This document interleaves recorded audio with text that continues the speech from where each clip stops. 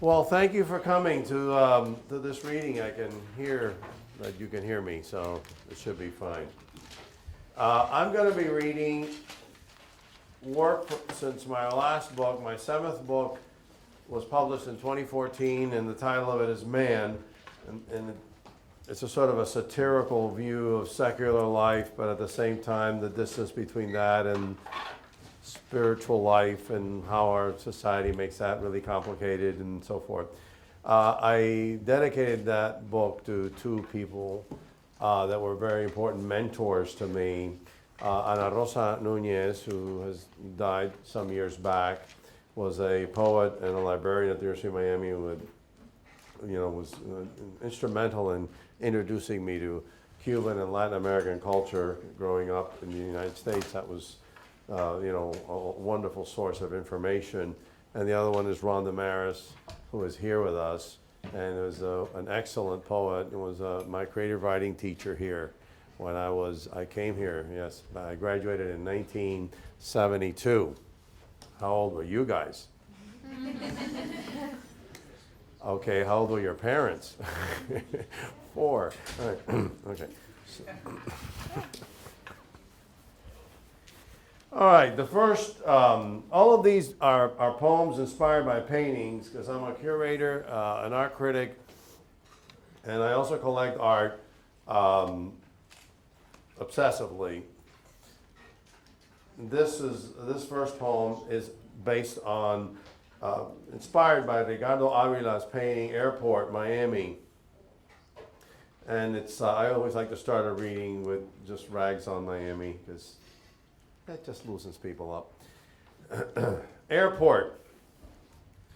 The city has swallowed its own mouth, hubbed buildings and highways up to the very rim of its landing strips, and eventually took over its concourses, turning each into a mall.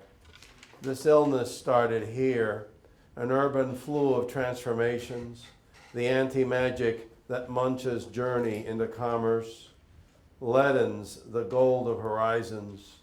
Too late for shamans and exorcists.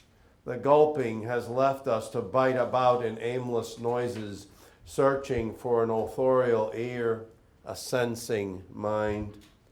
Do not blame the sea for lessons poorly learned. This is not a tide of progress, rubbing up on a splash of shore. It lacks a moon to move its spirit. It has no sun to light the scene. This is cannibalism without the myths.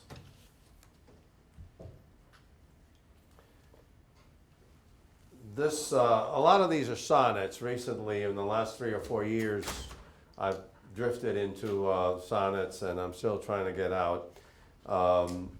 It's a very addicting and wonderful form. Once you get familiar with it, it's great. This sonnet is called Wedding, Port-au-Prince, and it's inspired by this painting by Wilson Bigot, who was one of the great masters, Haitian masters who died in 2010, one of the founders of the famous naïf or self-taught movement in Haitian art. And what I love about Bigot's work is that it's almost like a movie. The painting, all sorts of things are happening, and of course the sonnet addresses those things. In the painting by Bigot, a wall has dropped to let us watch the feast of drink and gossip. Strokes of guests bubble up the window as dancers scroll the horizon of the painted living room. The scene makes us hear the celebrant trot and gaggle and taste the scandent mounds of food. Next door, the groom and bride sit neatly on their bed, take refreshments from a gallant girl. In this deaf scene, touch unfurls the numb dress hung and the quilted spread. At center stage, the jilted turns her face to find a world within this broken place. I figure that young lady there right smack in the middle is with her back to the wall is the one he dumped. Right? I mean, it's great. It's like a whole movie. It's fun. All right. One of my favorite 20th century painters is Stanley Spencer. Not terribly well known in the United States, which I think is scandalous. We know more people like Lucian Freud, who was very much influenced by Stanley Spencer, or of course Francis Bacon, but Spencer is, I just adore his work. I've written many poems based on his paintings. This one is entitled At the Chest of Drawers, and he basically is describing symbolically the end of his first marriage. This is Hilda, I believe was her name, and she like totally overpowers him in this painting. This is from a series called that he did on the wedding at Canaan. He did a lot of paintings inspired by the New Testament. Some of them monumental, surreal visions of the resurrection of the dead, just beyond description. One of the truly great artists of the 20th century.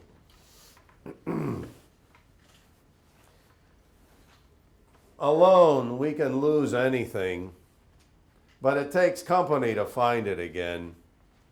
The woman holds on to the upper drawer with her right hand, reaching with her left into the bottom drawer, which the man pulls out. She stands on her left leg, the right swung out from the iris storm print of her dress. Something lurks within the pages of their bed, a bag, an umbrella, a sheathed blade. It clubs out its side like a head to curiously watch their search of the chest.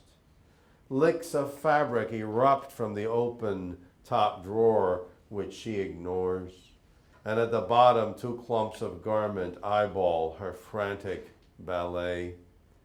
He is shadow. He is always the foil, brown and difficult, squat, flattened, the stone in the garden path, the rock in the stream. The sky of the scene is the white labial sheets above the cagey lined mattress. What they find is neither thing nor idea. It escapes into both of them.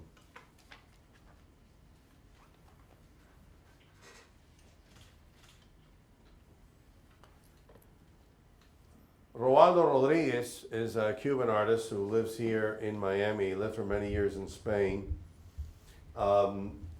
This painting titled Thetis / Aquarium. Thetis, of course, is the mother of Achilles, right, in Greek mythology. She's a sea nymph, a deity who married a mortal, Peleus, and had a son, which he's always trying to protect and make him immortal. But he prefers the other kind of immortality, not the anonymous bean counter immortality, which he can offer. Stay out of trouble and I'll help you live forever. He wants glory, power, he wants his name to live forever. And later, of course, he regrets that, but then he's already dead. Whatever you do in life, said Soren Kierkegaard, you will regret. No matter what you do, you're going to regret. Right? That's a great, God, it isn't. I mean, but that's just... I promised myself I'd keep the negativity to a minimum, but We see her through her element, not in it, a face of harvest and sand gazing upon a crypt of waters, fish jotting the tight firmament. The water bends her to fill this pain and tints her face into nature. She ignores these mere effects, dragged inward by the pull of another tide, welcoming the nobody she finds there at rest, as a creature of bright scales finds respite in crevices where her lights are blind. Glints weave paths across the face and tank to mark the painting's solitary and troubled link to the instant. For a goddess needs no shield from time. Her son, it's true, has cast his fate with might.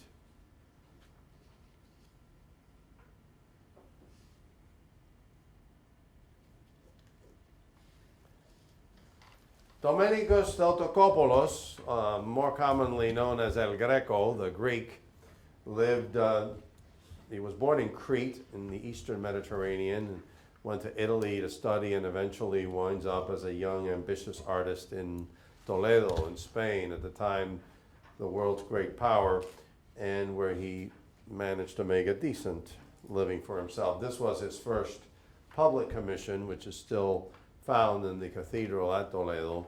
It's called El Expolio, which means, well, it's often translated as the disrobing of Christ, but expolio is also more like exploiting, it's more like a plundering, it's more like a ripping off, rather than just a mere disrobing, right? El Greco, or Domenicus Theotokopoulos, always had of course, very present in his mind that he was a foreigner in a strange land. Something which was made clear to him every time I referred to him as Greco, the Greek. And also, I guess he connects with the Christ story as well, because he's, also like an outsider. You can see some of those issues are boiling up through this wonderful painting. If you look there in the in the upper right, there's one of the figures in the back is like pointing out both to the Jesus figure as well as out to the audience, to whoever's looking at this. So it's an accusatory finger that is generally pointed at we don't know who. It's a very modern painting, although it was finished in 1579. It's amazing. These are two sonnets. Sometimes I find the sonnet form a little too small, and so I branch out. Of course, I'm from Miami. I like to, spread out and, The heads rubble together like bitter scraps of once life moiled in a spring flood. But it's the captive, dressed in his own blood, who is dragged, bound. His eyes are the traps of the spirit. His body and hand shepherd the lamb of moment to the patient end. From mid-scene an arm reaches toward us, fingers accusing the prisoner, and past him, us. What damns the hostage is a mystery to the snarl of faces, churning the surface, but locked bleak within their private minuscules. Their growls and fists demand precious little, a chance to get a few paces from spectacle, some cloth. The convicted one alone knows the reason he's rejected. He is a foreigner in land as in purpose, a mad king, a kindling cradle, a dark hunger brought him to this capital, to fall under suspicion for works the future holds virtuous and prophetic. The scene is flattened by a tide of heads, and the red robe reveals how a space chiseled in the plains congeals the paradox of the martyr with that of the orphaned artist. How like an egg against the harsh straw, a coin in the vaulting earth, a whisper in the arena, they both must bring the world closer, the more it riles and hates, in the luxury of its brash ignorance. How moot light renders the present with its store of silence, blood, and absence.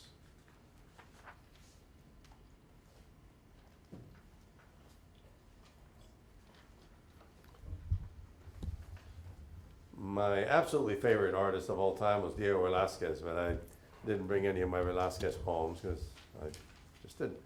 My second favorite would be Titian. Titian, from the Venetian part of the Renaissance, paints himself here in this rather strange and interesting painting. He's the old guy with a red cap. The face facing out is Orazio, his son, and the other one is a nephew, I believe. And then the three beasts, the lion, the wolf, and the dog. you can't see it probably, but yes you can. Up here in the top, or arcing over the top of the heads, is a Latin expression, a saying, something to the effect that expeditor, from the past, the present learns the lessons that it needs to move forward, something like that. But I'm also thinking of another expression, this one in Spanish, which is rather common, very, very common, especially when you can't understand how, people who don't deserve something get it. Like, somebody wins the lotto and they're like, stupid as a sponge or something, and you're just like, So the Spaniards have this great expression: God gives beards to those who have no jaws. Dios le da barbas a quien no tiene quijada. Dios le da barbas a quien no tiene quijada. It's a great expression. I had this girlfriend, this American woman who didn't speak Spanish, and she would always she couldn't understand any of the things that I tried to explain from my primitive culture. So this sonnet deals with that. Barbas, beards. The Spanish often say God gives beards to those who have no jaws, to mean he plays dice or tenders clues, hides his fumbles from the common view, or quietly mocks what he will not cure, or makes of randomness the rule of laws whose point and purpose we cannot receive yet take for constancy. My girlfriend insists it could also signify compensation. For then, this woman without Spanish persists, the beard would cover up the lack of chin, and in the sway of life there'd be accounting at the wheel. Jabber, jabber, I say to her, no native to need, you are indeed a foreigner. It didn't end well.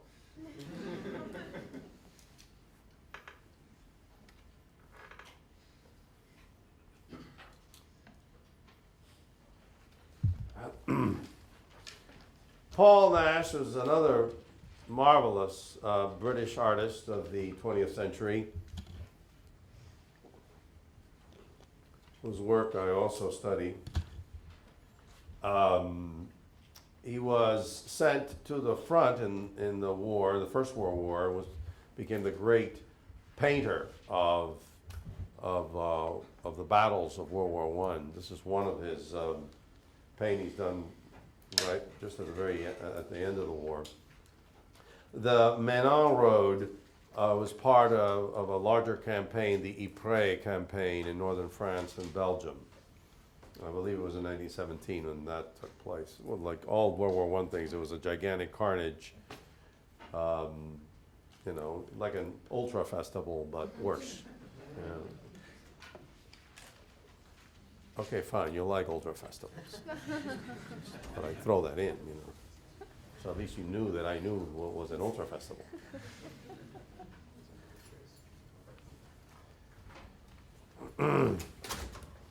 The Menin Road. It is never early or late in war, for the howl of present disowns time. Only later in memory do flesh and rock mingle on a palate's harem, honey up the crater silver with dank and drip, and otherwise fight the treacherous battle of images against death. How rhythm perfect the stripped trunks of guilty trees align, a ruptured cage from which the throated birds beamed forth into a patient sky. The soldiers scurry, fogging our sense of whether they are the first or last of an offensive. In field, though not in art, they must have trembled like metals, or the missing foliage, which now the curve of metal and the shock of crumpled rock must replace in the mind. For vacuums bloom with novel candidates for twig and home. The vines have been recalled by cuneiforms of ditches in the distance, forbidding language a place in no man's tongue. The colors chime, the blocks fall like cubist flanks of nude idea. Sky and land search each other for purpose, cagey as beams.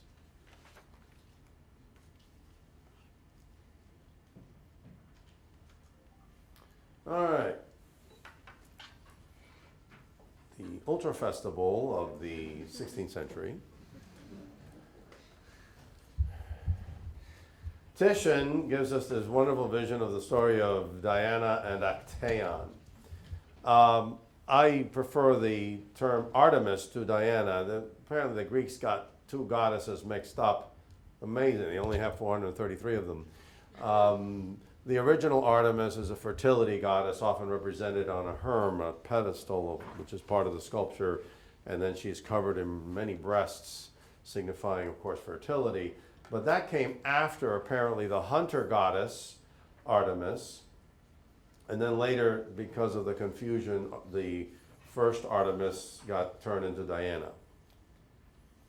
Anyway, this poem is entitled Artemis, View of Actaeon. The story goes that the young hunter, young guy out with his dogs, he's out with his buddies hunting, you know, totally like young, manly thing.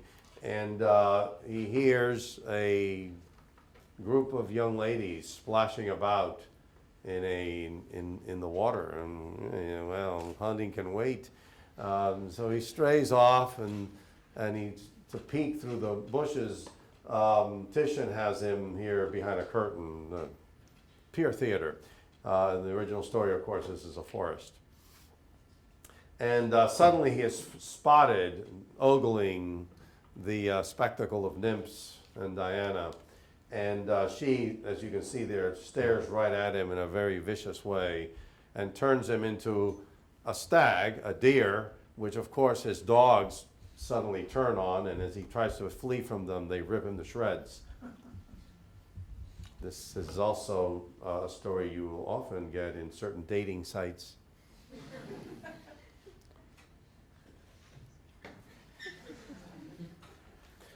This poem, which is a series of rhymed couplets, is in the voice of Artemis, who is trying to figure out how this young man, who's a hunter like she is, but obviously she's not terribly interested in romance.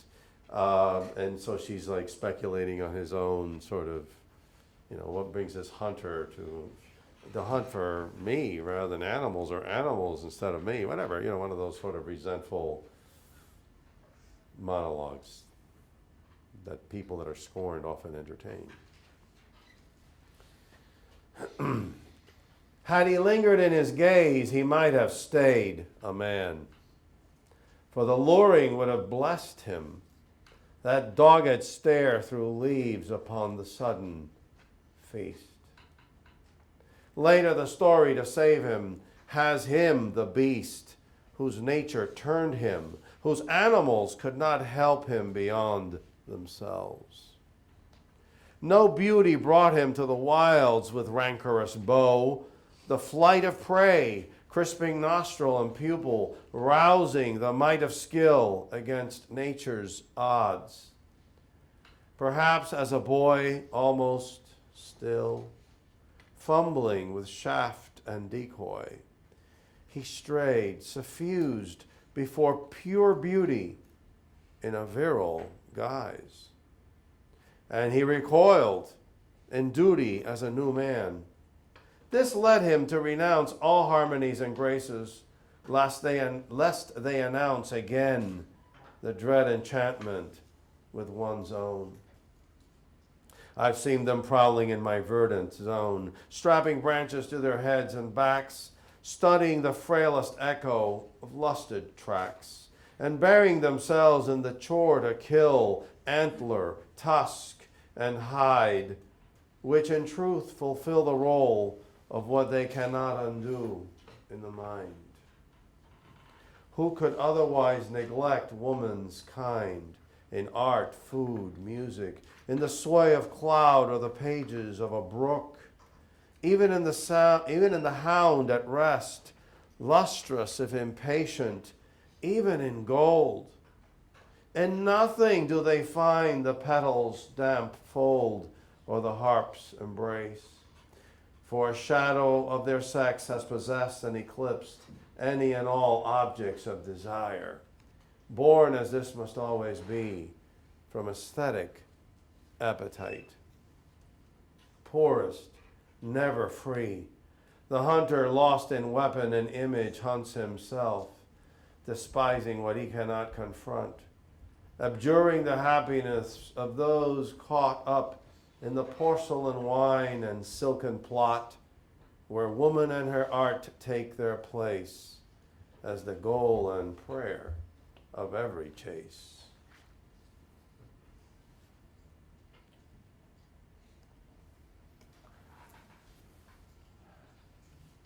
This is sort of my parody of online dating and its disasters. Idea of Order at the Metropolitan Museum is also my parody of Wallace Stevens, famous American poet, one of his great poems, The Idea of Order at Key West, in which the persona and his friend are sitting on a seawall looking out to a portion of shore where there is a young lady apparently ignoring them, singing. And the poem is a very complex meditation on the role of art in bringing the reality, in this case the sea, into a different perception to those who are hearing her song. This, of course, is a very different sort of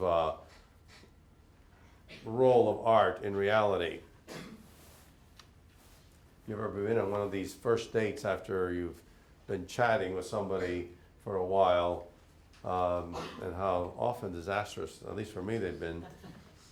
Oh my God, can we talk? Idea of Order at the Metropolitan Museum.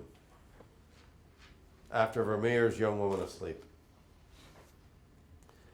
The man and the woman who met online decided to meet at the museum, to sublime in sync. A good start, but she lied on the form about loving beauty that never dies, and was bored. Overly eye-opened, bored, performing happiness as per body language cues from a magazine. The man, too, though in his element, was bored, having lied as well about how wide his tastes ranged. Art, stocks, arm wrestling, jazz, of course, with a touch of punk now and then. Look, he said, pointing to the Vermeer. The woman mistook this for a challenge. The girl in the painting slumps in a doze, doubling in her dream the world we know. But the woman now felt exposed. The proscenium of her tedium reached. The man lost himself again in patterns woven into folds and clumps, as if the blanket was still stored in a careful trunk, and the dreaming girl had let us down into it with cords, her sleep trammeled by accident. Propped yet no less lost to sleep, the girl is dressed in wines that whisper leather chair and tablecloths. It is a shore the girl configures on the table before her, where the man and the woman meet for the first time in sandy nakedness, and the glassy bonnets of jellyfish fail across the frontal lobe of the sea, where hardness and algae push the beery lip away and back. The man notices the woman needs caffeine or potassium. So up he had gotten on nutrition and its yank upon the flesh. Enough Vermeer, he said. She sighed for nourishment. Still haunted by the girl, the man asked his date if she had noticed how in the painting the wave of one intent abandons the coral shapes of fruit, wing and heraldry, rhythmed in loom. Not in these words exactly, but he felt the need to know just how deeply it went for her, the sleeping girl, the wafting shapes.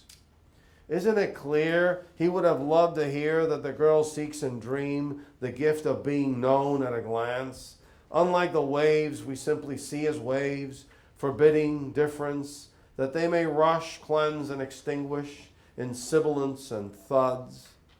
But that is not what he heard. They would quibble after coffee and cake over the check, the woman insisting on paying half, and he countering it was his idea to meet, but they went Dutch, and that was the end of it. Dutch, get it? The painting. Nobody ever gets it.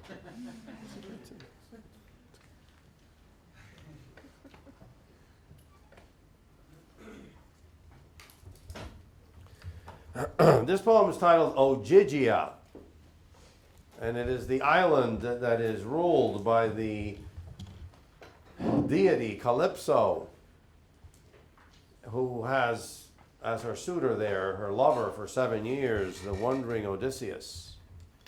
She'd like to keep him there forever, offering him all the passion he could possibly want and immortality to boot, and not a bad 401k either. But of course, duty calls. He needs to get back to Ithaca. You know how it is. Besides, no relationship lasts more than 7 years. Yeah, well, okay.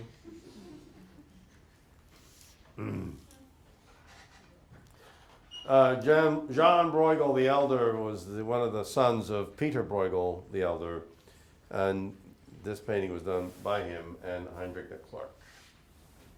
Fantastic cave landscape with Odysseus and Calypso. They seem to be enjoying it. This is in the voice of Calypso. His best 7 years I took. He didn't fight, ensconced in my dense cave, riotous with perfumed fires. Fountains toppling onto each other like memories, squandered in a harem of memories.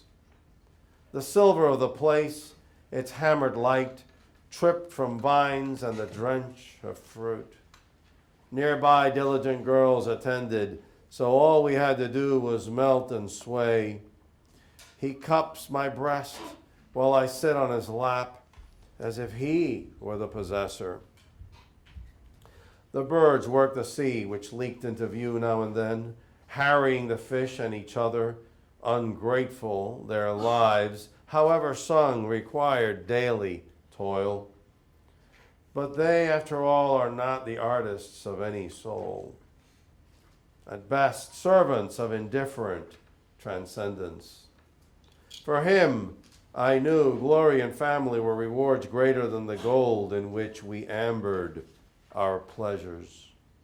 Orders came, and I obeyed. But I was a loser in the end, mortal. He would sail to troubled home and sometime die. This, our brevity, would inflame his stubborn sail with remembrance. I, endless, must weave and unweave the breaths I seized into a coverlet for shivering infinity.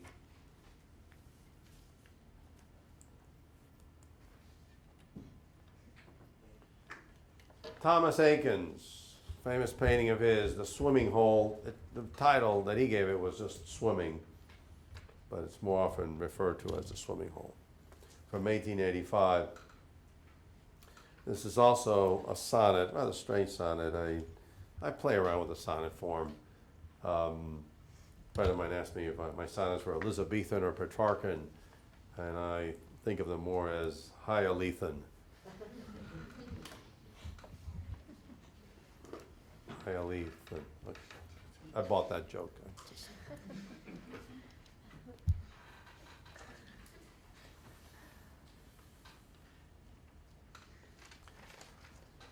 The figures mount, peak, and dive into stasis, a frieze of youthful males in the raw that yet reflect, as does a chain of words, a sentence's urgent roll into a single thought. Such as flesh, even the undesired, that, brewed as sun, untainted by veil, it should lure the fervent eye from its tired enclave. And yet, beauty will never fail to riddle the mind, impugn the soft contrivance, baffle instinct. The candid joys entrance with bodies on rock and font, close and dance in verticals and pyramid, in measures, that the compassing eye might guard the fissure, dressed and healed, between seen and desire. By the way, the figure down in the bottom right is a self-portrait of Akins swimming almost like a crocodile toward the center of the painting.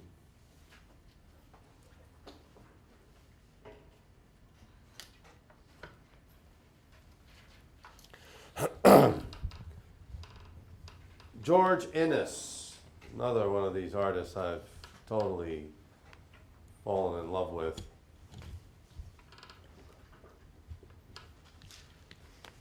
19th century American painter. You know, in many ways, I think the mid 19th century to just before the outbreak of World War I was, in many ways, I think the golden age of American culture, the Renaissance, the highest peak. We tend to think of the New York School and the post-war and the pop art. Give me the 19th century. If I could go back in time, that's where I would live. Okay, I take 400 pounds of antibiotics with me, but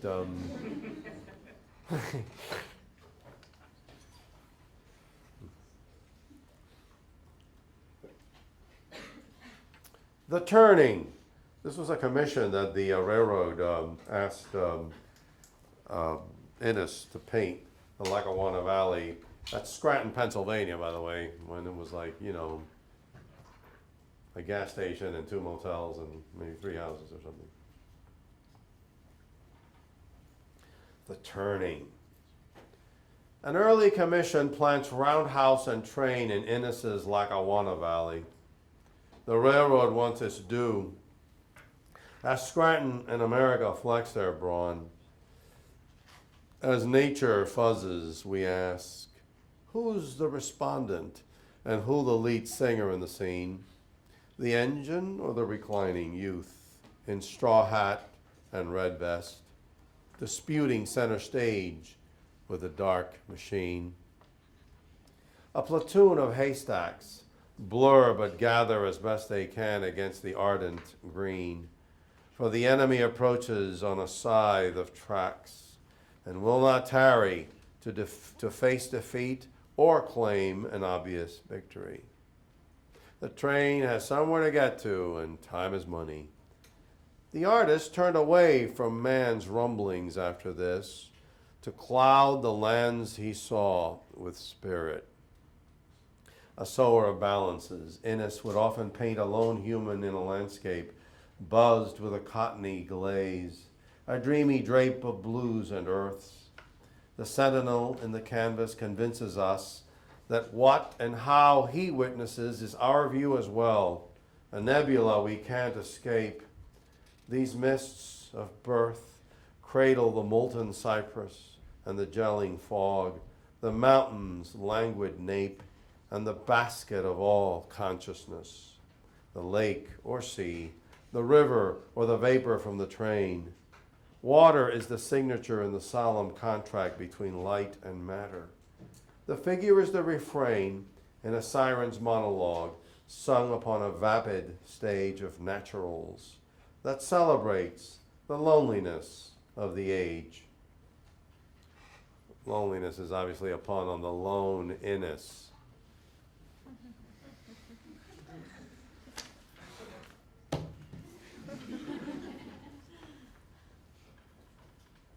Poets get high and stuff like that, you know. It's just like these little cracks in words, and we're like, oh my God, this is like, a lifetime of Bed Bath & Beyond coupons. No, it's just a little, it's just a crack in a word, man. It's just a little. Another George Inness, The Storm. You can see that lone figure there under the tree, that black sort of dot. This is a typical sort of later Inness painting. This is from 1885. Storm. He did several storm paintings. Go ahead, sit down. Before it starts to rain. Right? Edit, storm, never mind. Okay. Another sonnet.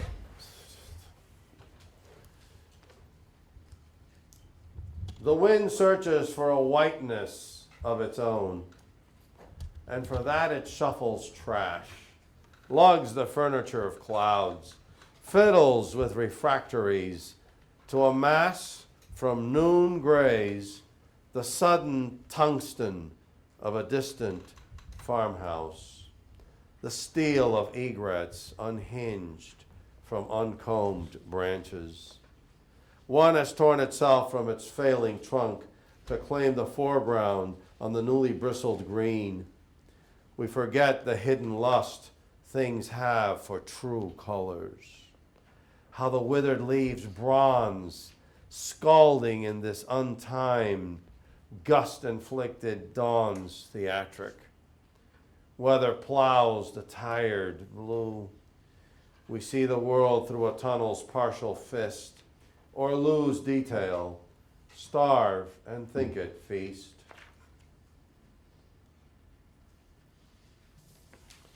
Okay, I got 2 more poems left.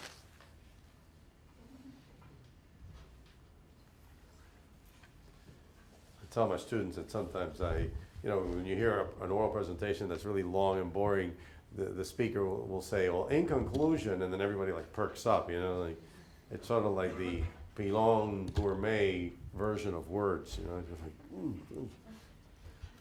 And so sometimes when I give presentations, I say I'm wrapping up, I'm concluding several times, sort of picking people up, and after like 20 minutes of that, you see heart attacks, and I stopped, because my God, I'm killing my people.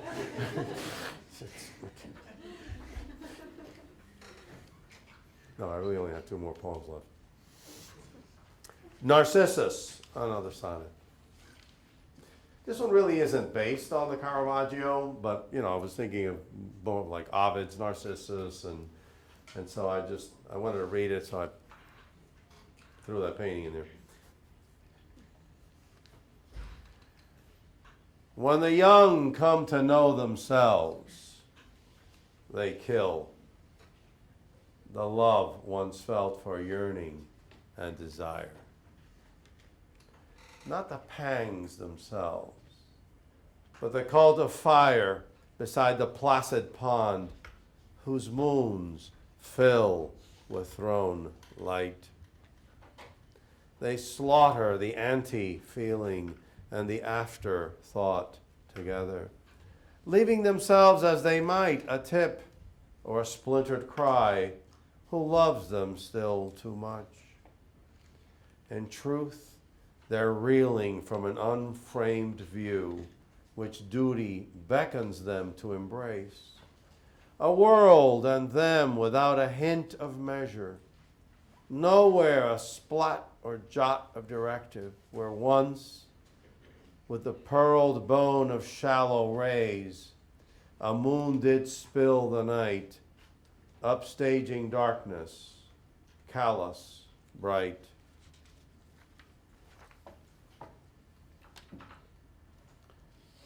And finally, not a sonnet,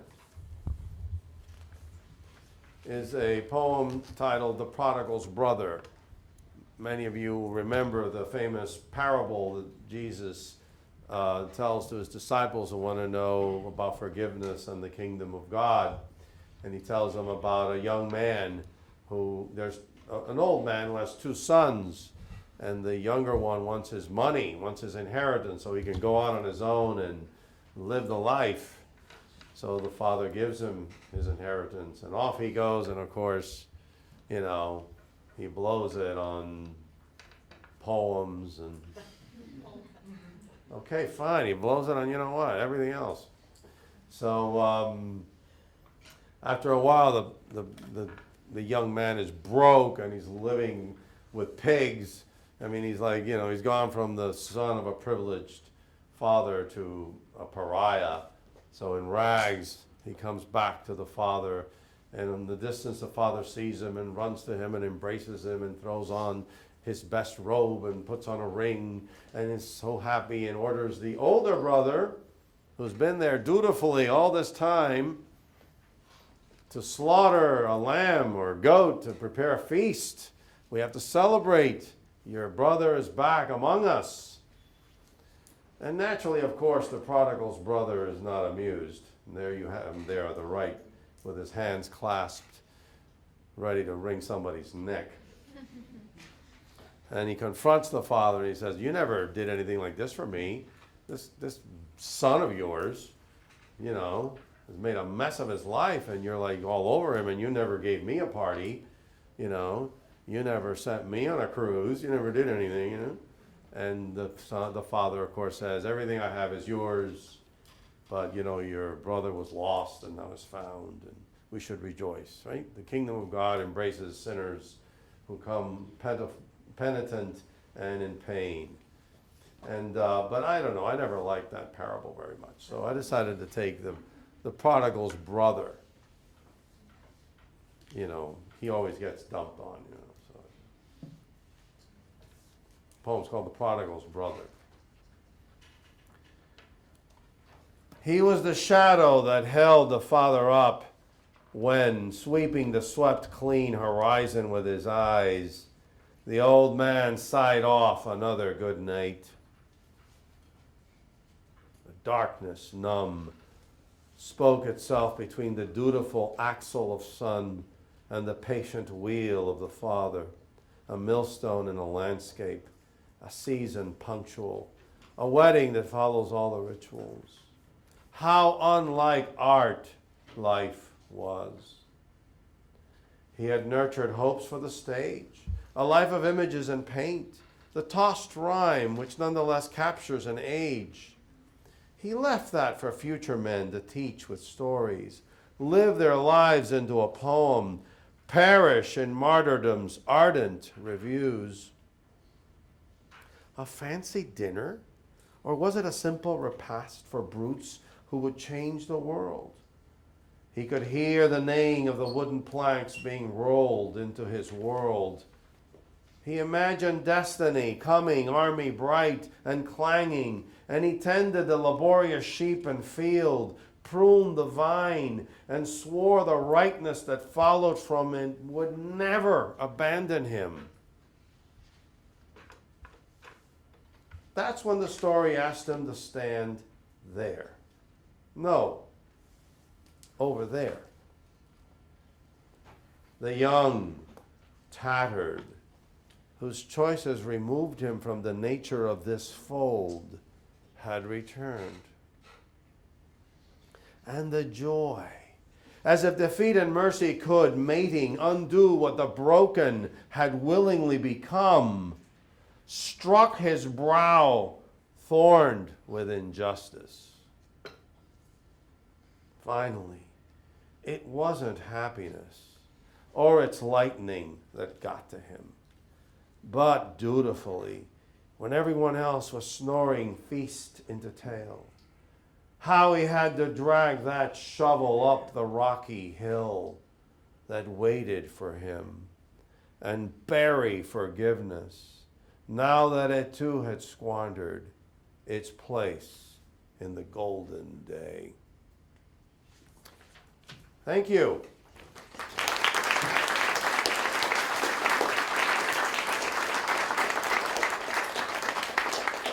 We got time for questions. I love questions. And if I don't know the answer, I'll make it up. Just inspire you, call out to you? Well, I pick a lot of paintings, and I write about a lot of paintings. Yes, at some point, it's peculiar to deal with paintings that already have a story. Like, let's say in the case of The Prodigal Son or any of these others, there's often a story that the artist is already referring to, and so you're coming in to the theater, if you will, of that tale and introducing your own. It's complicated. It's very complicated. But they don't always work. Sometimes I get all tangled up and I just have to give up. So lots of time, I don't read what I give up on. I read what got published. That's why we don't see many poems with abstract. Well, that's an interesting observation. I asked my creative writing students to, in their final notebook, to take, I give them first still lifes, paintings with objects, and then on the second stage, I give them paintings with people, lots of people. And I ask them to take one of those people and turn them into a character in a story or whatever. And then the third task is an abstract painting. And that's when they get angry, but by then the drop date has passed. It's too late.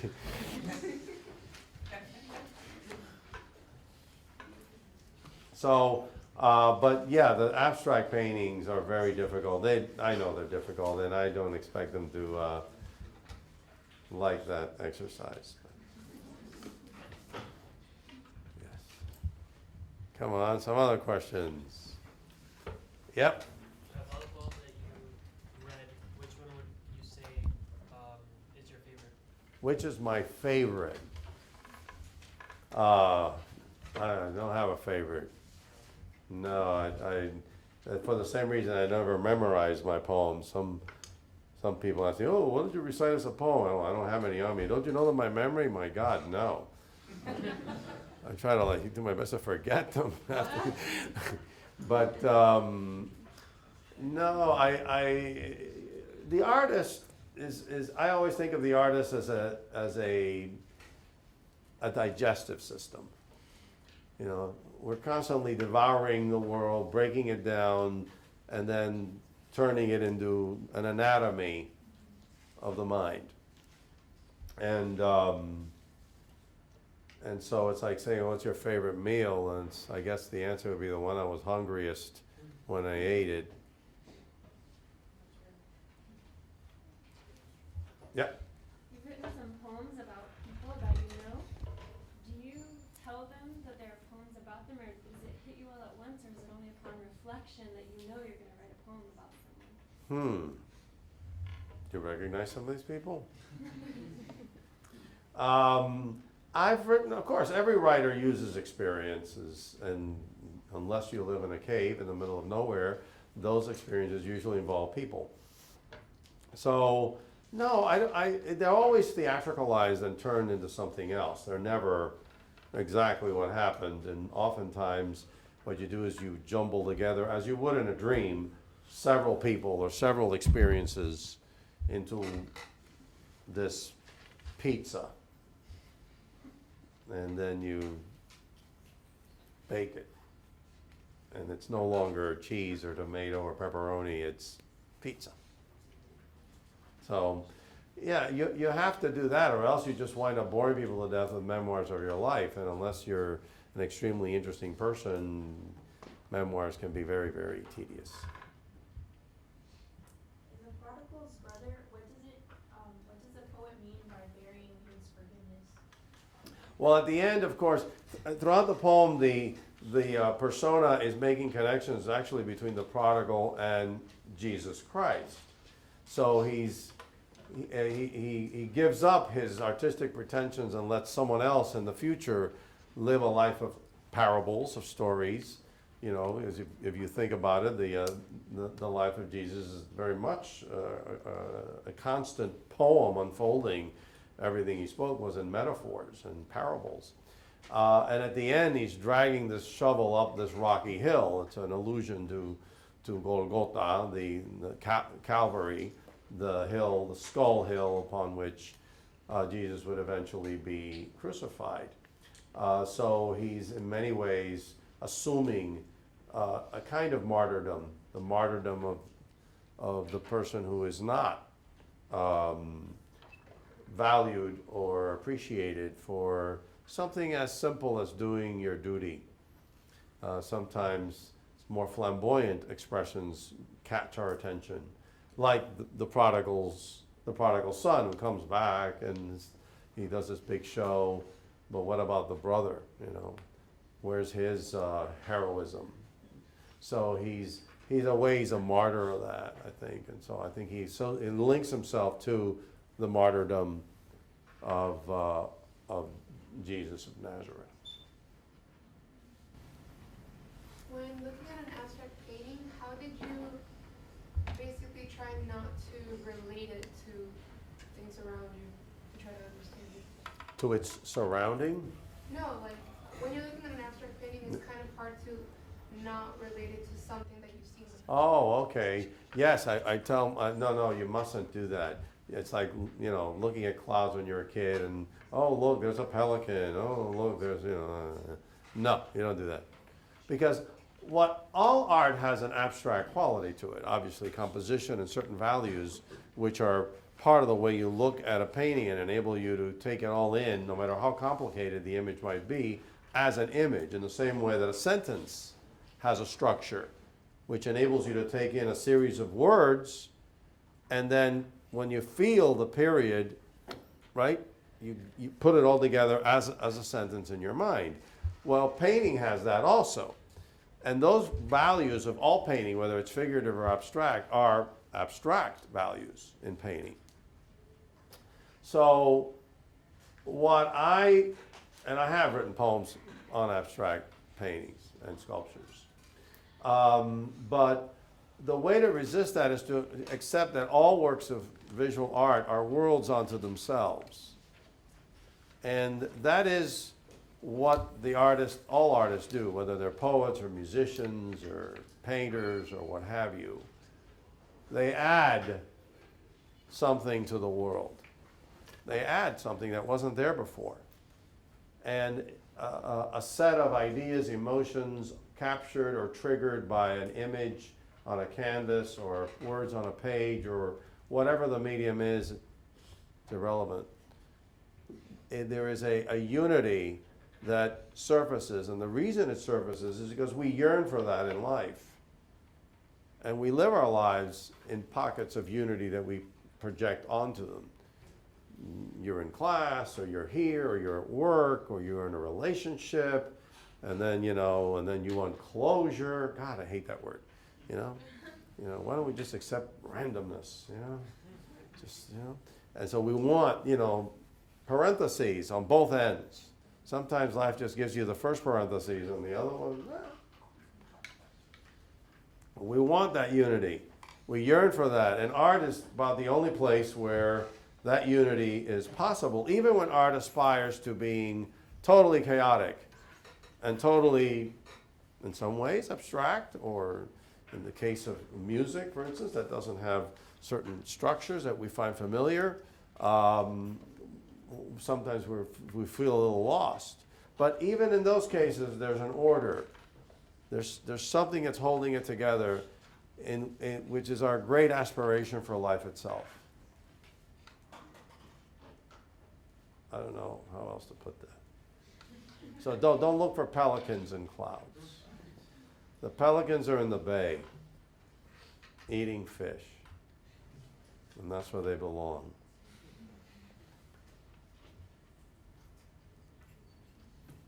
Anyone else? Yep. Do you feel that only paintings give you the influence to write poems, or you can base it off of experiences or people? Or Oh, no. I write about history and people and personal experiences. I just selected today recent works of mine that I've published that are based on art, because I thought it would be kind of cool for you to look at the paintings.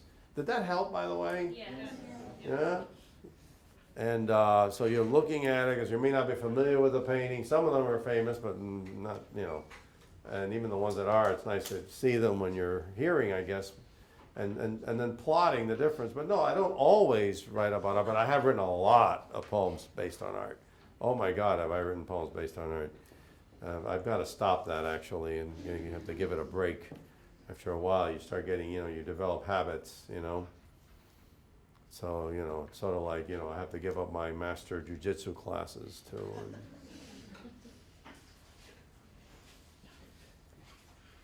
It can happen. Yeah. On the panel with the sleeping girl, how did you create this complex story in your poem? Like, was it in an instant, or like, did you just have to in depth, like, look at the painting for like a good 10 minutes to like capture the scenario in your mind? No, the reference to dating disasters I have researched over many years. Oh God.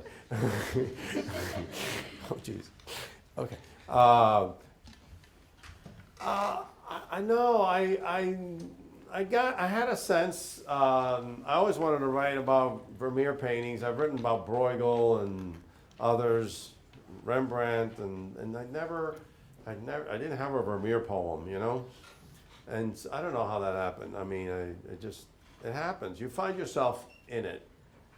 I like poems that give you a sense of a room. You should find yourself inside the poem, right? You should find yourself like with a set of like circumstances, which not all of which you understand. You're in a room full of people. You know you're in a room full of people, but you don't know what all these people are thinking or who they are.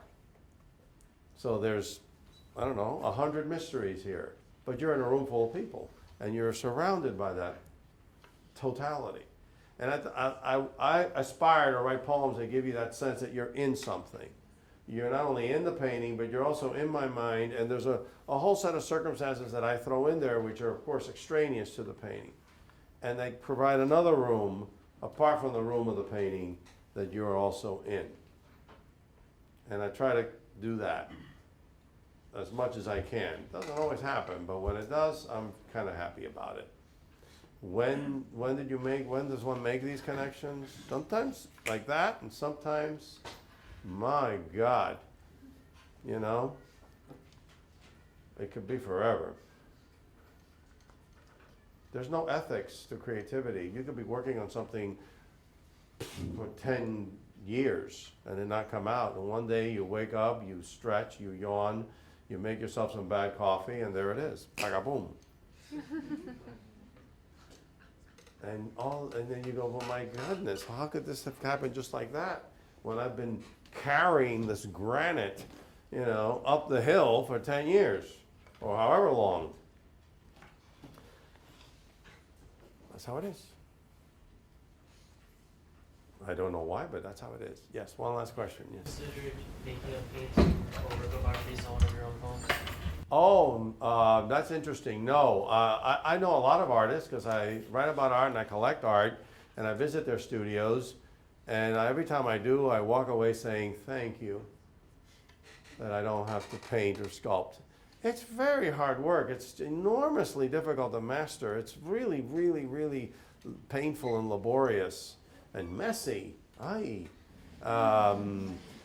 I do like to doodle, you know, because sometimes when I'm not writing, I'm doodling. Oh, that's why I wear this vest. It's not only to put microphones in. Today it happened to have that function. But I have pads and pens, and I might be somewhere and I'm doodling. I have pads in here. I take them out. I doodle, and I don't know why. They're awful doodles, but they're not meant to be art. They're just meant to, you know, do something visually that helps me later make. Sometimes the titles I put on the doodles is when that's a line in a poem, and then next thing you know, I'm kind of making connections. But no, I would never paint. I respect art too much to love art. I live surrounded by art. Every square inch of my house has got something in it, and I can't. I mean, I guess I could if I had to. You know, if it's a nuclear winter and you know people are eating shoes. I guess I could live without art, but really it would take that. You know, I'd have to we'd have to be in a really bad apocalyptic sci-fi movie. Or in a divorce.